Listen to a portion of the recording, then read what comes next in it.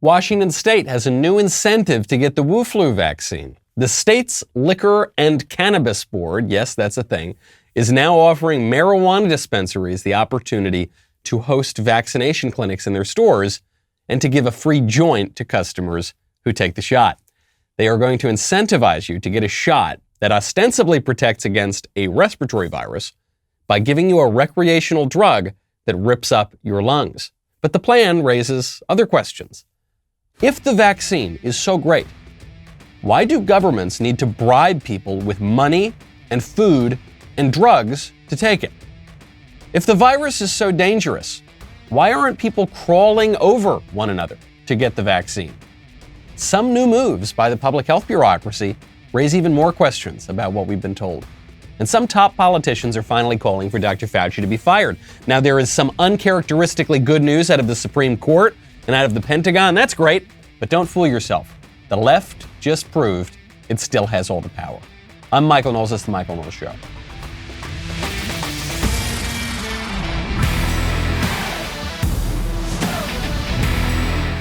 Welcome back to the show. My favorite comment yesterday from Trey Best, who says, if Jack Dorsey doesn't like Twitter being banned, then they should just build their own Nigeria. I totally agree. I absolutely agree. That's why I'm so happy that Nigeria did what it did. You censor our president, we censor your stupid website. I love that. That's a beautiful thing.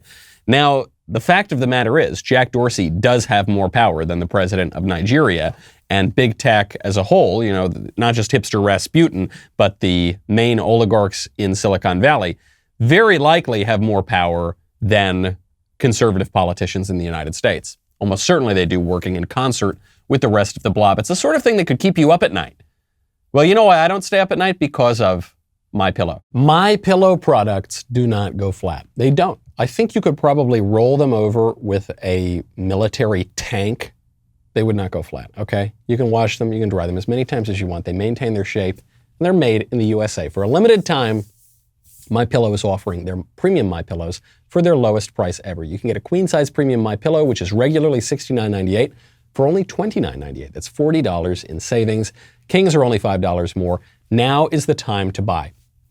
Not only are you getting the lowest price ever, they are also the best gifts ever. $29.98 for a queen-size premium MyPillow. I know a lot of us love MyPillow because of the politics. You know, they support conservatives, so we support them. I would support MyPillow even if it were a communist company. I would. That's how good the product is. Go to MyPillow.com, click on the Radio Listeners Square, and use promo code DailyWire. You will also get deep discounts on all MyPillow products, including the Giza Dream bed sheets, the MyPillow mattress topper, and MyPillow towel sets. Or you can call 800-951-7163 and use promo code DailyWire. That's MyPillow.com. Head on over there right now or call 800-951-7163. They got to bribe you with drugs and cheeseburgers and French fries and millions of dollars through those COVID lotteries to take this vaccine that's apparently so great that nobody wants to take it. Because of the virus that is so dangerous that everyone's just going around with their normal lives, and many people who have the virus don't even know they have it. Does that make a lot of sense to you?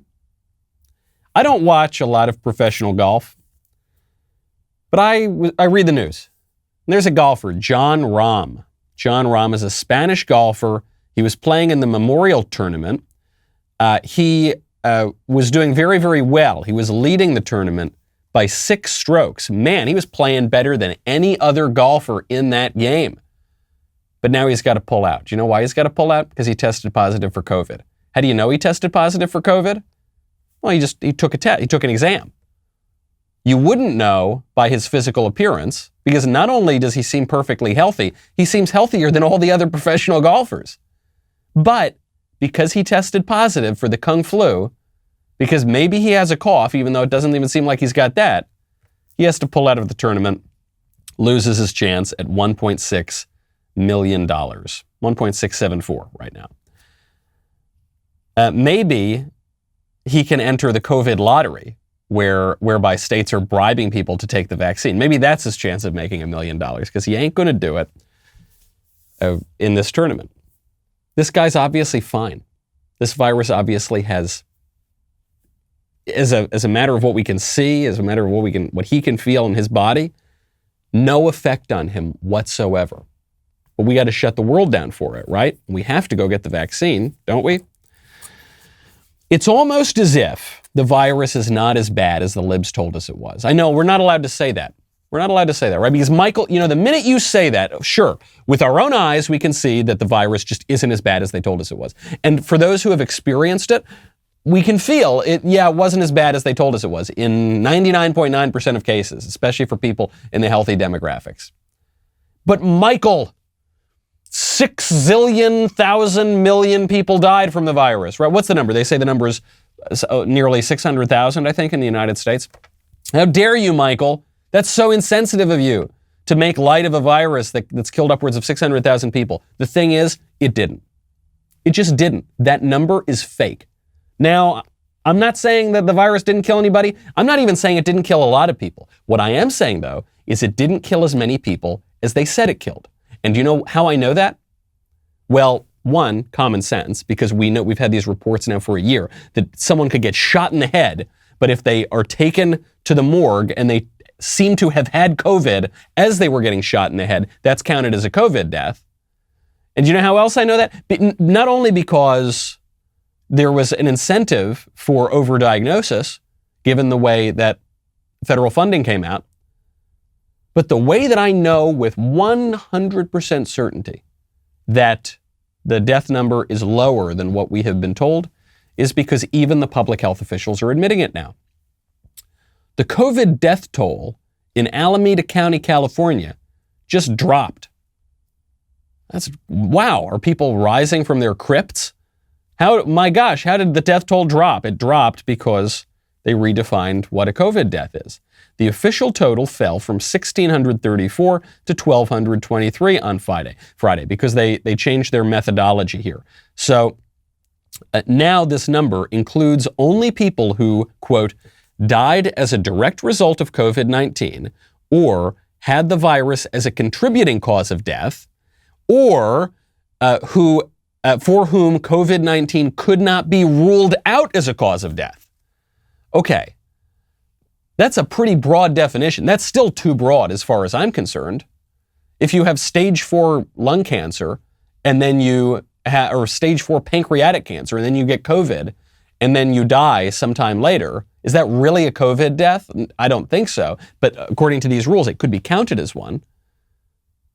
Or if you die and they don't really know the circumstances, but you did have COVID, but it doesn't seem likely, that still could be counted as one. So what did they take out? Well, they took out people where they know that COVID-19 was not the cause of death. Okay, they took out people who get shot in the head, but they have COVID-19, and previously they were counted as a COVID death. So here, just more, as if you needed more evidence that what we have been told about this virus is not true. Studies show, and now the Fauci emails prove that what we were told about the masks was not true. What we were told about risks to certain groups, not true. What we were told about the necessity of certain precautions, not true. And even what we were told about the death numbers, not true. This is just one county in California. How many other counties in the country would this be true for?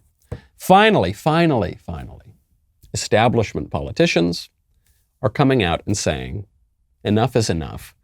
This thing is rotten and we got to axe the head of this public health bureaucracy. That man's name would be Dr. Fauci. Even Kevin McCarthy, who has done a pretty good job of keeping the Republicans in the House together. He's well liked by the establishment, but he's also not totally alienated the conservatives. McCarthy just came out, he said, we gotta oust Fauci.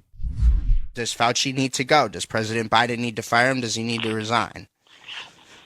Well, the number one thing that has to be for the American public, does the American public trust Dr. Fauci now that you've seen the emails, now that you've seen the flip-flop of positions, and just now that he's requesting from China to get the information?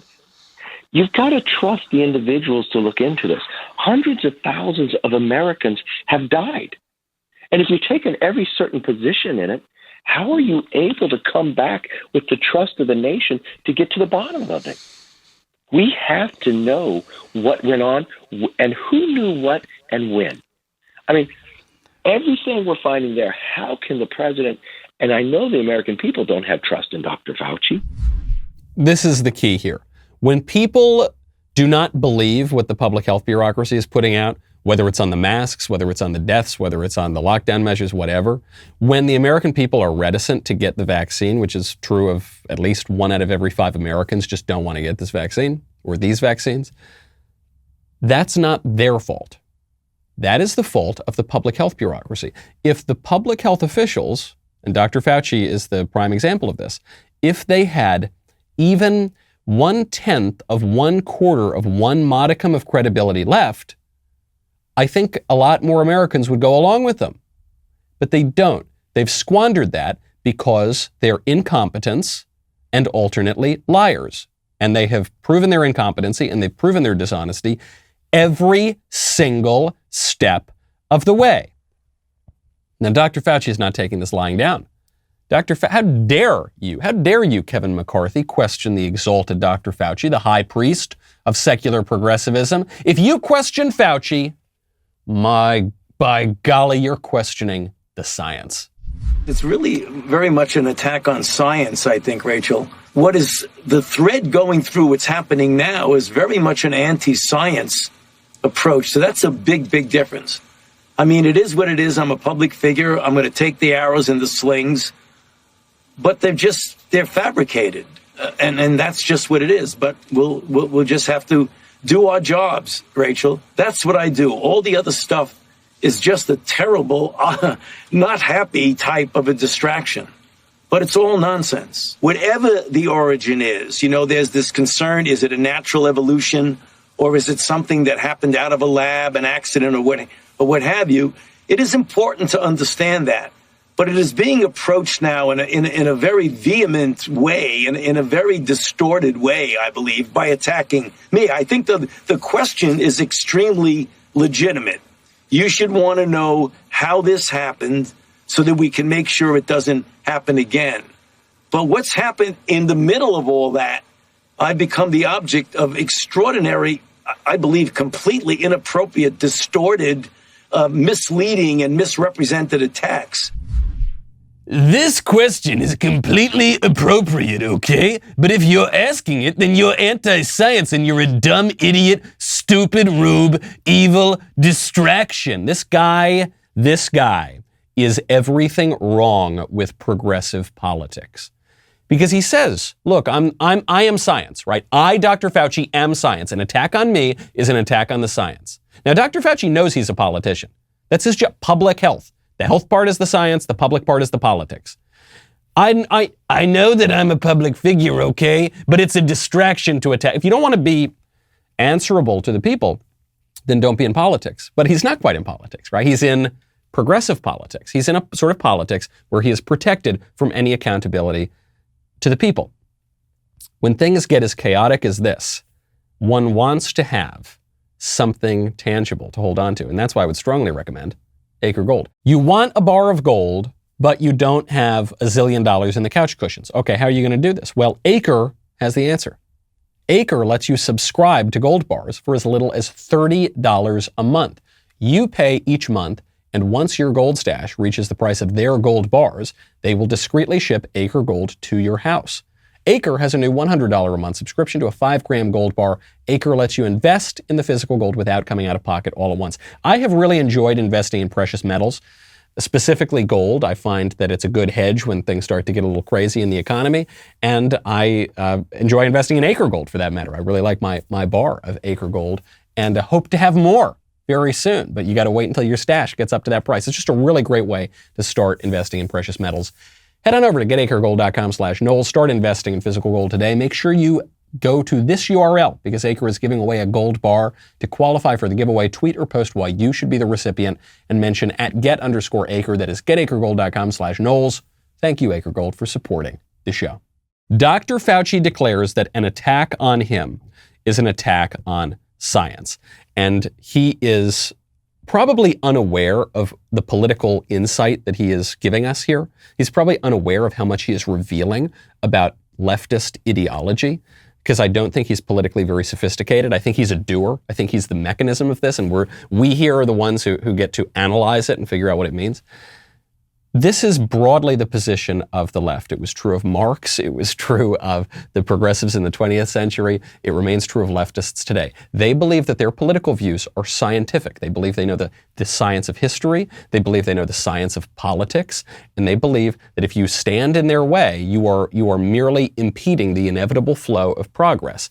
And so it's just a distraction. Whenever people are impeding their wishes, that is an unnecessary and illegitimate distraction. Never mind that their priorities change by the day. Never mind that Dr. Fauci has contradicted himself on the masks, on the lockdowns, on the vaccine availability, on the origin of the virus, on the culpability of China. He's contradicted himself on every single issue. Doesn't matter. Whatever he says is science. And if you contradict him, that is illegitimate. He can contradict himself, but you can't contradict him, you the people. You measly little people. And you know what? There's nothing you can do about it. There's nothing that Dr. Fauci can do that would get him fired. To quote a great man, to borrow a phrase from a great man, Dr. Fauci could walk out into Fifth Avenue and shoot somebody in the middle of the street. He would not lose a single vote of confidence from the people who decide that he stays in his job. And those people are not the American people. Those people are the Democratic hacks who run our government, namely Joe Biden. Jen Psaki, White House press secretary, was asked this.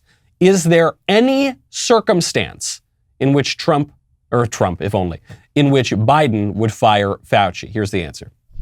Since you mentioned Dr. Fauci again, can you imagine any circumstance where President Biden would ever fire him? No. Go ahead. Just to follow up a little bit on Russia. Doesn't miss a beat. Nothing Fauci could do. There is no job requirement. There is no basic level of competency he needs to fulfill. There is no goal that if he doesn't meet, he loses his job. He is the most powerful man in the country. There are many circumstances in which Joe Biden loses his job. Plenty. And Jen Psaki and everybody else in the government. If Joe Biden commits a high crime and misdemeanor and we summon the political will, he'll be impeached and removed. If Joe Biden somehow manages to run again, the American people could kick him out of his job. But not Dr. Fauci, because he represents science. If Dr. Fauci is science, count me out. I guess I'm not one for the cult of science anyway, because I think it's pushed by people who are extremely ignorant of the history of science and the philosophy of science. They don't know what it is that they are worshiping. They don't know what it is that they've made an idol out of. But if it is Fauci, if Fauci is the idol, count me out. Why can't we fix this? Why is it that this guy, Fauci, can totally expose himself for what he is? And I'm using him in particular, but also as a representative of the broader failures of the public health bureaucracy. Why can't we fire any of these people? Do you know why? Because we're not a serious political movement on the right. We're not. The left is a serious political movement. The left is very clever about politics. The left knows how speech works. The left knows how government works. The left knows how administration works. And they use it to their advantage, and they transform the whole country. I write about this at great length in my upcoming book, Speechless, Controlling Words, Controlling Minds, available now for pre-order at Amazon, Barnes & Noble, everywhere, and a signed first edition from Premier Collectibles. The left is really smart and competent at this, and the right is completely useless at it. I'll give you an example of how the right is so useless. So the right, in the last few decades, has absorbed libertarianism into it. Conservative political thought, and libertarianism are rather different things. But over the past many decades, actually, over the past 6 decades or so, the right, the conservatives, absorbed libertarianism. That's at least what we thought we were doing. What actually happened is that we basically just sold out all of our political positions for the views of libertarians. And the libertarians of today, the Libertarian Party, I hesitate even to call them libertarians because they would be such a shame, such a disgrace to the serious libertarian thinkers with whom I have disagreements, but they're far superior to these guys running around today. Libertarian Party of New Hampshire, amid all of the craziness that's going on, lockdowns in the country, people being forced to close their businesses, people not being permitted to travel, the upending of our election laws, election integrity laws right out the window. The The Libertarian Party of New Hampshire decides to tweet out, quote, legalize child labor. Children will learn more on a job site than in a public school. Oh, this is why we can't have nice things, because when we have every advantage, when the left has totally exposed itself as stupid and corrupt and pushing positions that are very unpopular, the freaking libertarians decide to endorse child labor. That's going to win elections. That's a resounding issue, right? Child labor, forcing 8-year-olds into the factories. Yeah. That'll do it. Grabbing defeat from the jaws of victory. It's not just this one kooky tweet from one kooky Libertarian Party. The Libertarian Party of Texas tweets out, quote, until we have open borders, we can't get rid of the welfare state. Oh, is that so? Oh, oh my gosh, you people. Please give me the patience, Lord, to abide these very misguided, squishy lunatics. We're not going to get rid of the welfare state anyway. We can do things to try to reduce it and minimize it, but we're certainly not going to get rid of it. It's just a pie in the sky. It ain't going to happen. But also, you think the answer to this problem of the growing welfare state and creeping socialism is to erase national borders? To take one terrible situation and then add a much worse situation to it? That's the problem. The majority of Americans, including Democrats, want to drastically reduce not just illegal, but also legal immigration. And your answer, when we've got totally the upper hand in politics, is to endorse the least popular political position further to the left, even of the Democratic Party. That's the Libertarian Party answer. Reminds me of that Libertarian Party debate. Do you remember this? This was a few years ago. Maybe it was 2016. I don't really remember. Maybe it was 2012. Whatever. Who cares? It's a Libertarian Party presidential debate. My friend Larry Elder was moderating it, which was the highlight of the event. And he asked a simple question. Should we have driver's licenses? Here are the answers. Should someone have to have a government-issued license to drive a car? What's next? Requiring a license to make toast in your own damn toaster? The license to drive? I'd like to see some competency exhibited by people before they drive. Oh my gosh. Any political movement that is going to have any success needs to forget this. Whatever this is, this first fellow who says, a license to drive, what's next? I don't know. It's like those have basically always existed to some degree or another, and even if that were not the case, even if there were never any regulations on driving, from the earliest days, let's say, of automotives, is this a popular issue? This is a winning political issue? This is the matter of justice that we need to fight? No. Gary Johnson, not the most conservative guy in the world. He left his governorship in New Mexico to go run a marijuana company, okay? He's not. And when Gary Johnson is the voice of reason, you've got a problem with your party. There are many problems with this kind of stuff. It has very little to do with the actual U.S. political tradition, right? It's not conservative really at all. It isn't particularly just. It's based on a false understanding of human nature and politics. But most important of all, I really need to drive this point home to the Republicans out there. This appeals to nobody. Okay, this harping on these insane Libertarian Party freshman year smoke up in your dorm room and have a bull session LARPing nonsense appeals to absolutely nobody, okay? If you look at the political compass test, right, or if you look at sort of political surveys of where people stand, nobody is in this libertarian corner of politics, okay? There are a lot of people far in various regions of the left, and there are a lot of people who are socially conservative and who are relatively moderate on broader economic issues. But nobody is in that corner, okay? So when the right focuses on that corner, it's not principled, it's not dignified, it's embracing views that have very little to do with American politics or justice that, and this is the crucial point here, permit Republicans to be happy losers.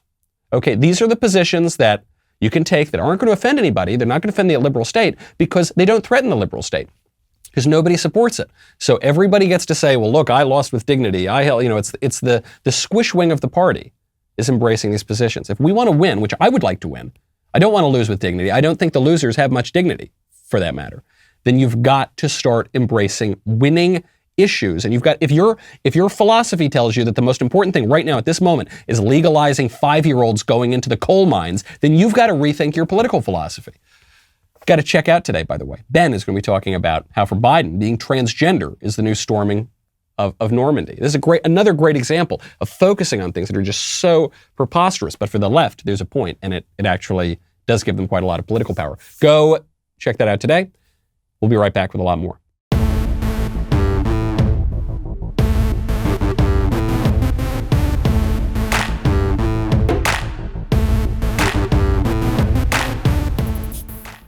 I've harped enough on why the Libertarian Party is driving us to lose and lose and lose, but I want to show you the other side of that. There was a correct column in the New York Times today. I know. I hope you weren't driving when I said that, because you might crash your car when I would say something so shocking. But it's true. There was a good column in the New York Times. I don't want to say good. It was insightful. It was accurate. Headline: Cancel culture works. We wouldn't have marriage equality without it. Now, one reason this is a decent column, I think, it was a guest essay. It's not from a regular column. There's no way that a regular columnist at the New York Times could ever write anything insightful. But this is by Sasha Issenberg, who's the author of The Engagement, America's Quarter-Century Struggle Over Same-Sex Marriage. And it talks about the campaign. I won't read the column verbatim, but it's worth reading. It talks about the campaign to redefine marriage. This was an extraordinarily uphill battle. You have basically one definition of marriage for all of human history everywhere in the world. And then you have this radical liberal idea. According to the old definition of marriage, whether there was polygamy, whether there were various laws of consanguinity or whatever, at the most basic level, marriage everywhere and at all times essentially involved sexual difference. At the very least, it had to involve men and women together, right?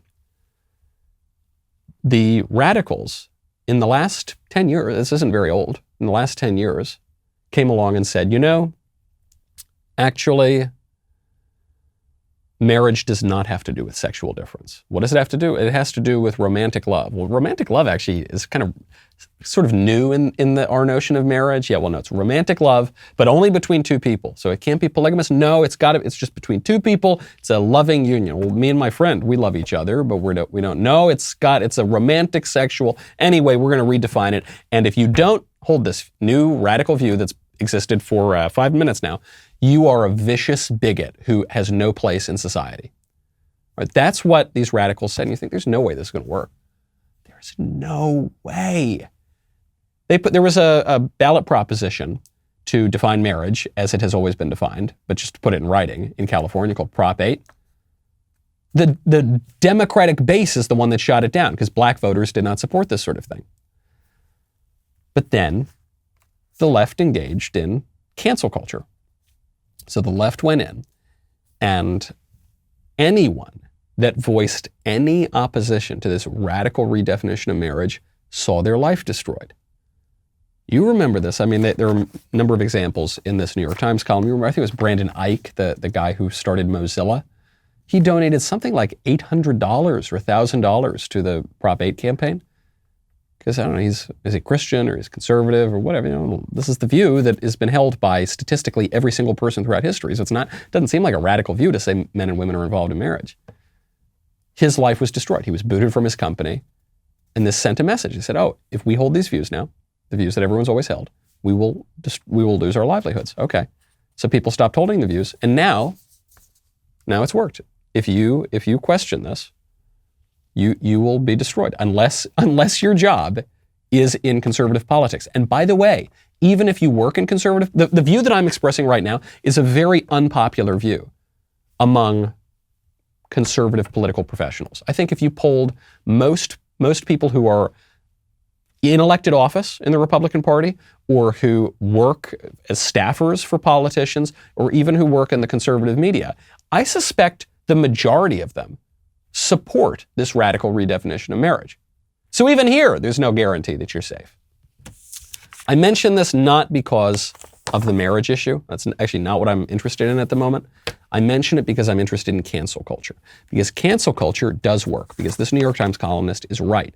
And conservatives once understood this, and we once were the enforcers of cancel culture, and that was a good thing.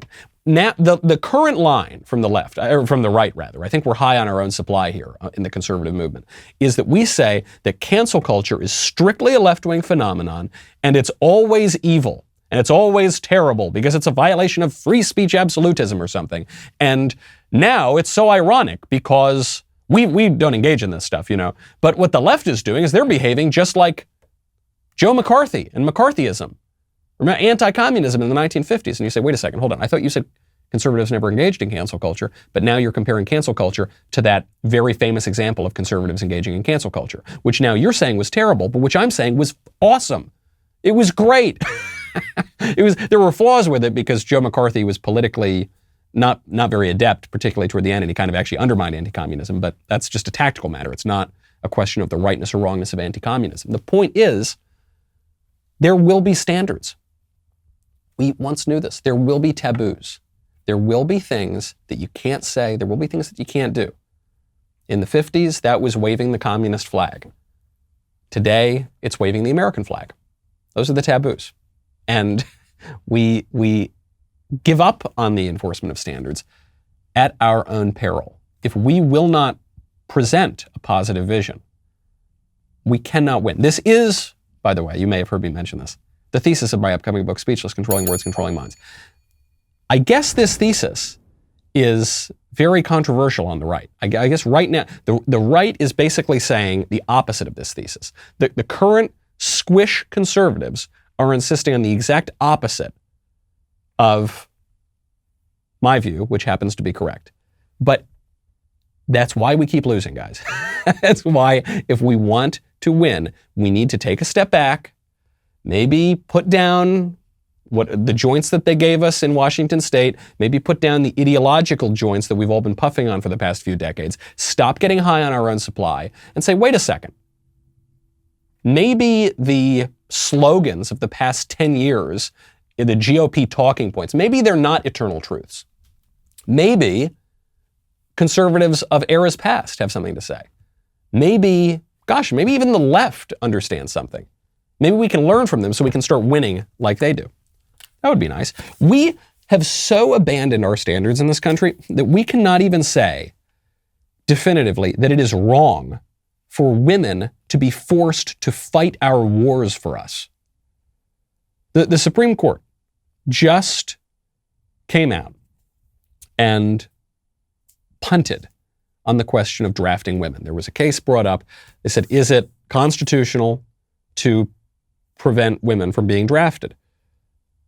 If you had asked this question 10 years ago, certainly forget 50 years ago or 100 years ago or 200 years ago, if you had asked this question even 10 years ago, you said, hey, is it a constitutional obligation that women be forced to serve overseas and fight our wars for us? You would be laughed out of the room on both sides of the aisle.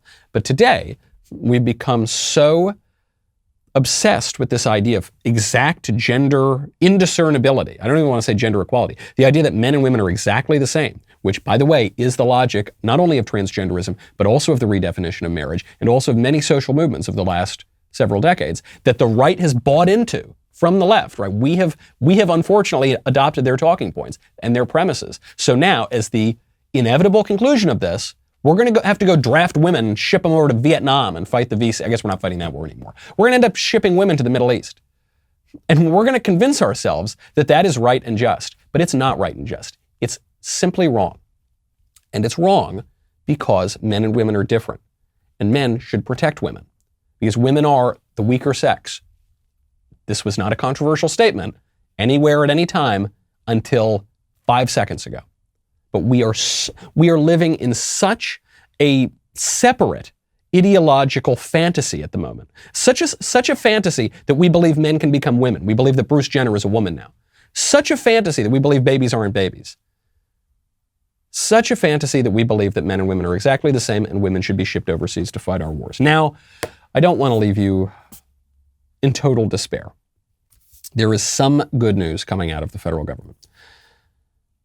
Actually, some good news coming out of the Supreme Court. There was a question brought up to the court. Do illegal aliens have the right to a green card? Now, you see, if illegal aliens have the right to a green card, then we have, by judicial fiat, completely abolished our national borders, right? If foreigners have the right to certain privileges of Americans, there's no border. There's no border whatsoever. Thankfully, you never hear this out of the court. There was a unanimous decision on what could have been a controversial issue. It's not controversial as a matter of the law, but it is controversial as a matter of politics. In a 9-0 decision, the Supreme Court ruled that a law barring illegal immigrants from seeking green cards is constitutional, and that those illegal aliens who later earned temporary protected status are still ineligible to apply for permanent residency. And Justice Elena Kagan, who is one of the court's more left-wing justices, but she's smart at least, unlike some other justices in our nation's history and present. Elena Kagan really is a sharp cookie. Scalia apparently liked her, Kagan wrote the opinion of the court and said, no, this is a step too far, guys. Okay, good, fine. There's some recognition of standards. But if you asked your average leftist on the street, if you said, hey, do illegal aliens, future undocumented Americans, whatever, I don't know what the current euphemism is, people who are much more American than anybody else in the country, that fellow from Guatemala who doesn't speak a lick of English, that guy, he who crossed the border illegally. Is it legal to bar him and prevent him from seeking a green card? Most leftists on the street would say, no, it's deeply unjust. Deeply unjust. You need to permit this. You need to give him amnesty tomorrow. But thankfully, the Supreme Court, at least, has pushed the brakes a little bit. Same thing is true at the Defense Department. So you remember the State Department came out and they said that embassies around the world now are not just going to fly the American flag or the prisoner of war missing in action flag. They also can, and in some cases are encouraged to fly, the rainbow flag, the pride flag. Even at the Vatican. Seems a little disrespectful to me. So I pointed out that the pride flag is really it's no longer just a representation of sexual desire. That's what they want us to believe it is, but it's not. It's a representation of progressivism. It's a representation of American empire. Because the American flag is a symbol of the United States, which is a real country with real people with real borders. But the rainbow flag is a universal claim. The rainbow flag is just as true in Tunisia as it is in the United States, right? Because it's making claims about human rights most broadly. Actually, the same is true of the Black Lives Matter flag, which is why the left favors those flags, because those are universal imperialist flags rather than a specific national flag, because the left no longer believes in nations. So the Defense Department came out and said that they will not permit their bases to fly the pride flag. And they were very cautious about this. The spokesman, John Kirby, said, this in no way reflects any lack of respect or admiration for the LGBTQ plus community. This was really more about the potential for other challenges that could arise from that exception.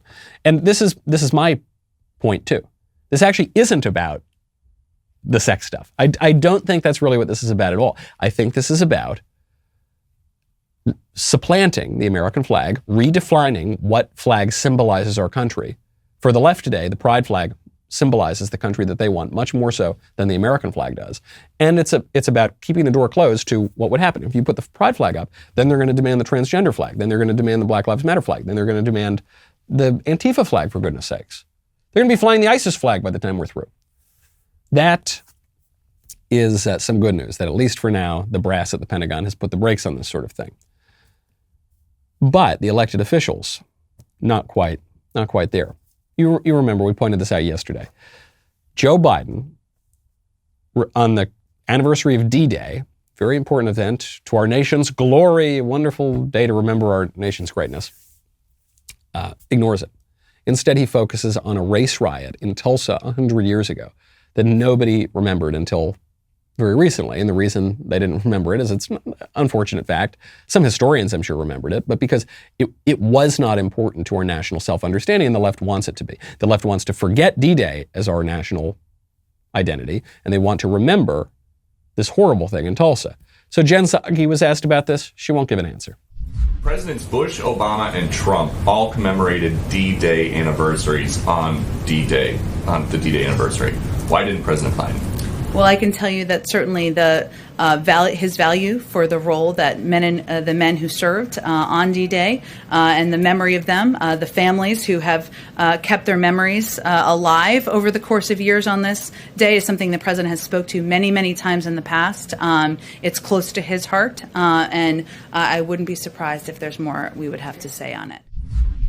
I wouldn't be surprised if there's more we would have to say later after the anniversary. And you know, the president keeps these memories of the families in his, what? What's that babble? There's no answer. The answer is no answer. No answer whatsoever. Because they just want to ignore it. Because they want to reframe American history and focus on something else. Speaking of Barack Obama and Donald Trump, it was an excellent question from Peter Doocy. Peter Doocy asks Jen Psaki, Obama and Trump, very different politicians. They both recognize D-Day, but Joe Biden isn't right now. And the reason that Joe Biden wouldn't recognize D-Day is because he wants to move on. He wants to move on to the next progressive thing. So speaking of Obama and Trump, Barack Obama was just asked about rising anti-Semitism, right? Anti-Jewish attacks. Who do you think he blames? I'm going to give you, hold on. I'll give you 5 seconds. You only one guess. Who do you think he blames? Oh, you got it. You got it. It's Trump. He believes that Trump fanned the flames of anti-Semitism. Quote, "When I gave that speech, it was clear that anti-Semitism was on the rise around the world. People's anger over everything from immigration to inequality was boiling over, and many of them were looking for someone else to blame. And for 4 years, we had a president in the White House who fanned those flames." My Obama's a little weak. My Obama and my Boehner kind of bleed into one another. It was just sort of slurred and emphatic. I would remind you, when we're talking about the anti-Semitism of Donald Trump, there is a town in Israel named after Donald Trump. There is a train station in Israel named after Donald Trump. Bibi Netanyahu, I think, is going to erect a gigantic statue of Donald Trump if he gets to hold on to power in Israel. Donald Trump was the most pro-Jewish, pro-Israel president. Donald Trump's son-in-law is a Jew, a practicing Jew. Donald Trump's daughter converted for the son-in-law. There has never been a more pro-Israel, pro-Jewish president in American history. Barack Obama, very anti-Israel president. Very pro-Palestine, very pro-Iran president. And he just says these things. And forget about the Israel issue for a second, or even forget about Trump. This is the problem to me. The left can just say things. They can say things that we know are not true. And then when they are proven not to be true, we can call them out for it, and they will look us right in the face and they will say, "Don't believe your lying eyes. Don't believe your lying ears." And there will be no consequence. They can get away with that because they have political power and they know how to wield it. And we don't. And so we can be self-righteous till we're blue in the face. We can say, "Oh, I was right. I was right." Well, okay, cool. Being right and $1.50 will get you a cup of coffee in politics. If you do not have the power, you can't do anything about it. Which brings me to a poll that just came out from Hill staffers. These are all the legislative aides all around Capitol Hill. 78% of senior Capitol Hill aides believe that Republicans will regain the House in 2022. This is up from 12% in April who believe this, according to a poll from Punchbowl News that just came out yesterday. Now, I guess it's likely. I suppose I would say it's likely that Republicans retake the House. But I want to ask you, do you think that the Republicans are going to retake the House in 2022? I suspect a good number of you are going to have the same answer I have, which is, yeah, I think we'll retake the House if the elections are fair. Am I allowed to say that? Am I allowed to make that caveat? I don't know if I am. Maybe we'll see if hipster Rasputin and the rest of the oligarchs let me say that. You know, the oligarchs who defend our democracy, which in the words of Angelo Codavilla means their oligarchy. Because I don't even know if I'm allowed to say that. Presidents of the United States are not allowed to say certain things. Shows you about the fairness of our elections. It is indisputable that in 2022, lots and lots and lots of election integrity laws that even Barack Obama, until very recently, said were essential to election integrity, were thrown out the window. And the excuse for that was the coronavirus. The coronavirus, of course, being the thing that the liberal establishment has lied to us about ceaselessly for over a year now. But that was the excuse to do it, and they changed a lot of the rules, and there were lots of irregularities, and in some cases there was the outright violation of state constitutions, like in the case of Pennsylvania. If the elections are fair, I think there's no question that Republicans will take back the House. This is just what happens in the midterms. When one party wins the White House, the other party tends to win the House, if the elections are fair. The House and the Senate right now are trying desperately, the Democrats in the House and the Senate are trying desperately to rewrite the election laws even further and make their changes permanent. Why? Why is that? HR 1, S1, why is this the first thing that they're trying to do? Isn't that weird? Why that emphasis? Because the virus, theoretically, I guess, is going to go away. People are going to get vaccinated, right? So you're not going to have the excuse anymore of the pandemic to change all the rules. So why are they now trying to make this permanent if this is all above board and totally squeaky clean? Because maybe it's not. Speaking of our representatives, there's some good news actually out right now. Elise Stefanik, who is the new GOP caucus leader, GOP conference leader rather, in the House of Representatives, announced that she's pregnant with her first child. So that's great for her. Congratulations to her. I'm really glad to see this. It's not an earth-shaking news story, but I'm glad to see it because I like when our leaders walk the walk. There's this weird phenomenon in Europe where heads of state in Europe don't have any kids. And look, not everyone gets to have kids, and that's a sad fact, and it's a very, very hard thing to go through, infertility and that sort of thing. But I think a lot of them are choosing not to have kids. I think a lot of them are deciding that they don't want kids. And it's very strange when you would lead a country if you have no stake in the future of that country or in the future of that civilization. So good for Elise Stefanik. Also worth pointing out, some of you have written in about this. We had a mailbag question last week that a lot of you have written to me. There was a woman who was contemplating abortion, and a lot of you wrote in and said that you're a stable couple and you'd love to adopt this child, and here's some resources and all this. And I just think that's really terrific. I think it kind of proves the point, which we keep saying, like, look, you don't need to choose abortion.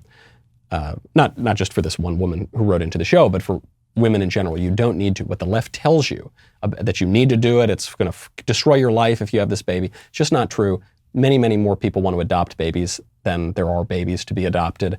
You don't need to just even believe the statistics. We've proven it on this show. So really great stuff. I guess just one more example of what the left is telling you, what the left establishment is telling you through tech, through media, through the administrative government.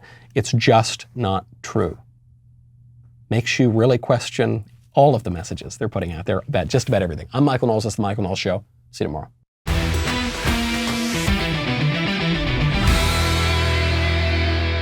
The Michael Knowles Show is produced by Ben Davies. Executive producer, Jeremy Boring. Our technical director is Austin Stevens. Supervising producers, Mathis Glover and Robert Sterling. Production manager, Pavel Vidovsky. Editor and associate producer, Danny D'Amico. Audio mixer, Mike Coromina. Hair and makeup by Nika Geneva. And production coordinator, McKenna Waters. The Michael Knowles Show is a Daily Wire production. Copyright Daily Wire 2021. Today on The Ben Shapiro Show, President Biden salutes the bravery of transgender people, but not the veterans of D-Day on D-Day. That's today on The Ben Shapiro Show. Give it a listen.